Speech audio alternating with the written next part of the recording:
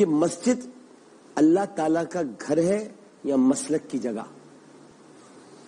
دیکھیں یہ سوال کا تو مجھے اس کا کوئی مقصد سمجھ نہیں آ رہا. ظاہر ہے مسجد ان المساجد للہ، مسجدیں اللہ کے لیے ہیں، یہ اللہ کا گھر ہے. اور دوسری جگہ فرمایا کہ ما کان للمشرکین ان یعمروا مساجد اللہ، یہ مشرکوں کا کام نہیں ہے کہ وہ مسجدوں کی تعمیر کریں، لیکن جن لوگوں نے ایمان لایا آخرت کے دن پر اور اللہ پر، وہ لوگ مسجدوں کی تعمیر کرتے ہیں. صحیح.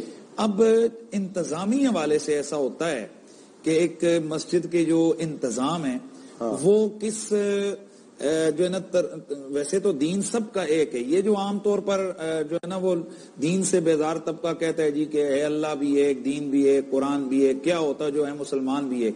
میں ذمہ داری سے عرض کر رہا ہوں، یہاں مسلک اہل تشیع کے یہاں نمائندہ بیٹھے ہیں جی کہ کسی مسلمان کے اصول میں کوئی فرق نہیں ہے.